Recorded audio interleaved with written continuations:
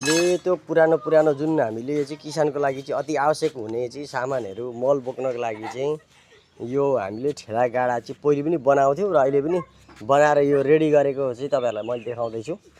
र यो साथसाथै अहिले किसानको लागि चाहिँ एउटा के हो भने खाना पकाउनको लागि चाहिँ एउटा किसानले चाहिँ फर्म खोलेपछि गाईलाई खोले पकाउनको लागि चुल्हाहरू चाहिँ र साथसाथै खाना पकाउनको लागि पनि अति आवश्यक हुने चिजहरू चाहिँ हामीले चाहिँ अहिले यसरी लिएर आछौँ, बनाएर चाहिँ तपाईँहरूलाई देखाउँदैछौँ।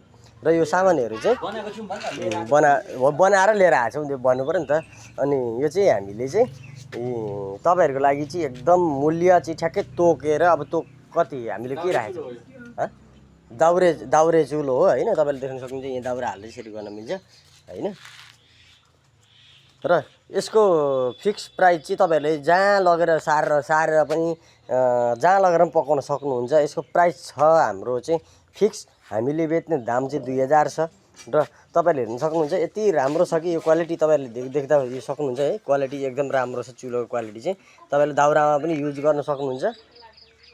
र यसमा जे खानेकुराहरू चाहिँ जे पनि पकाउन सक्नुहुन्छ, तपाईँले किचनको लागि चाहिँ युज गर्न सक्नुहुन्छ। ल हेर्नु ल।